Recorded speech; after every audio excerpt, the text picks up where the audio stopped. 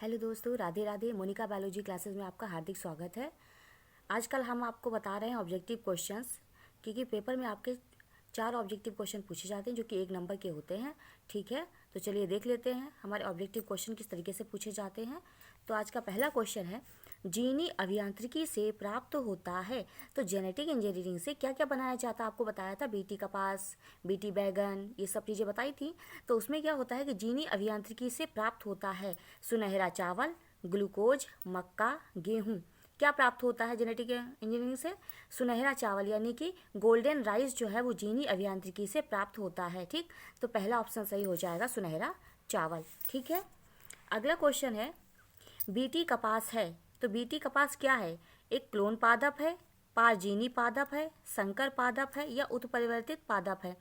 तो बीटी कपास जो होता है एक पारजीनी पादप है। आपको बताया था मैंने कि बीटी बैसिलस थ्रूनिजेंसिस कपास जो बनाई जाती है वो क्या हो गई? एक पारजीनी पादप है। तो दूसरा ऑप्शन सही हो जाएगा। अगला क्वेश्चन है, डीएनए खंडों की पहचान करते हैं। तो डीएनए खंड जो है उसकी पहचान किससे करते हैं? पहला है नादर्न ब्लॉटिंग, दूसरा सदर्न ब्लॉटिंग, वेस्टर्न ब्लॉटिंग या सभी। तो डीएनए खंडों की जो पहचान है वो हम करते हैं सदर्न ब्लॉटिंग से। याद रखिएगा, डीएनए खंडों की पहचान करते हैं सदर्न ब्लॉटिंग से। तो दूसरा ऑप्शन सही हो जाएगा। अगला क्वेश्चन है, जंतु कोशिका में क्लोनिंग के लिए उपयुक्त संवाहक है। तो जंतु कोशिका में क्लोनिंग के लिए कौन सा वाहक उपयोग करते हैं? PBr322। ये आपको पहले भी बताया था कि PBr322 एक वेक्टर का काम करता है। ठीक है, तो ऑप्शन इसका चौथा सही होगा, PBr322। रट लीजिए, आपके पेपर में इंपॉर्टेंट है। अगला क्वेश्चन है, ऐसी क्रिया जिसमें एक जाति को लाभ होता है और दूसरी को ना तो लाभ होता और ना तो हानि होती, तो उसे क्या कहते हैं? उसे सहभोजिता कहते हैं। आपको बताया था मैंने पहले, दोनों को लाभ हो तो सहजीविता, और एक को लाभ हो और दूसरे को कोई फर्क ही ना पड़े, ना तो लाभ हो ना तो हानि हो, तो उसे कहते हैं सहभोजिता। तो कौन सा ऑप्शन होगा? परजीविता, सहभोजिता, सहोपकारिता या स्पर्धा? तो दूसरा ऑप्शन सही हो जाएगा, सहभोजिता।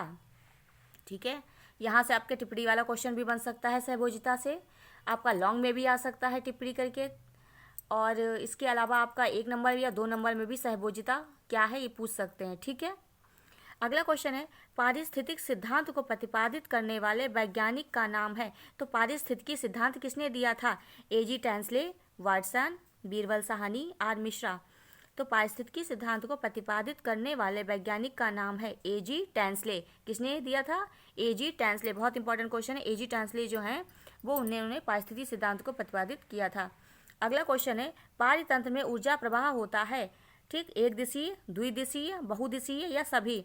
तो पारितंत्र में जो ऊर्जा का प्रवाह है वो एक दिशीय होता है, यानी कि एक दिशा में ऐसे करके चलता है। यानी सूर्य से ऊर्जा मिली पेड़ पौधों को, पेड़ पौधों से दूसरे को, दूसरे से तीसरे को, एक दिशीय प्रवाह होता है।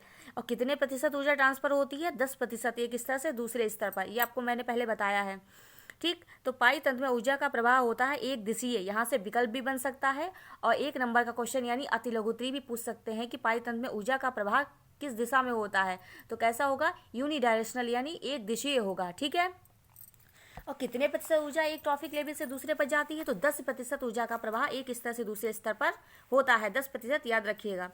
ठीक, अगला क्वेश्चन है, खाद्य श्रृंखला की आधारभूत इकाई है। तो खाद्य श्रृंखला की इकाई क्या है? उत्पादक, प्राथमिक उपभोक्ता, द्वितीयक उपभोक्ता या सभी? तो खाद्य श्रृंखला कहाँ से शुरू होती है? उत्पादक से, यानी पौधों से शुरू होती है। तो खाद्य श्रृंखला की आधारभूत इकाई क्या हो जाएगी? उत्पादक हो जाएगा। ठीक है, पहला ऑप्शन सही हो जाएगा। अगला क्वेश्चन है, पारिस्थितिक तंत्र में निरंतर आवश्यकता होती है। तो पारिस्थितिक तंत्र में किसकी आवश्यकता होती है? जल की, वायु की, ऊर्जा की या कोई नहीं? तो पारितंत्र में क्या होता है? पारिस्थितिक तंत्र में ऊर्जा का प्रवाह होता है। ठीक, तो किसकी आवश्यकता हो जाएगी? ऊर्जा की आवश्यकता होगी। ठीक है, तो पारिस्थितिक तंत्र में निरंतर किसकी आवश्यकता होगी? ऊर्जा की आवश्यकता होगी। तो ऑप्शन तीसरा वाला सही हो जाएगा, ऊर्जा। अगला क्वेश्चन है, पारिस्थितिक तंत्र से संबंधित भारतीय वैज्ञानिक कौन है? तो पारिस्थितिकी तंत्र से संबंधित जो भारतीय वैज्ञानिक हैं वो हैं आर मिश्रा। ठीक है, तो आर मिश्रा को याद रखिएगा, ये पारिस्थितिक तंत्र से संबंधित भारतीय वैज्ञानिक हैं ये। ठीक है, आर मिश्रा। तो दूसरा ऑप्शन सही हो जाएगा। तो इस तरीके से बेटा आपके ये ऑब्जेक्टिव क्वेश्चंस हो गए हैं। ठीक है, इन्हें आप फटाफट इनका आप रिवीजन करिए। कुछ क्वेश्चन ऐसे हैं जिनसे आपके अति लघुत्तरी भी बनते हैं, कुछ विकल्प भी बनते हैं। आप इनका फटाफट रिवीजन कर लीजिए, अपने सारे क्वेश्चंस का रिवीजन कर लीजिए। ठीक है। इसके अलावा जो लॉन्ग और शॉर्ट क्वेश्चन कैसे पूछे जाते हैं वो मैंने तरीका बताया है, इंपॉर्टेंट क्वेश्चन बताए हैं, उन सब का आप फटाफट रिवीजन कर लीजिए क्योंकि पेपर आपके बहुत ही नज़दीक है।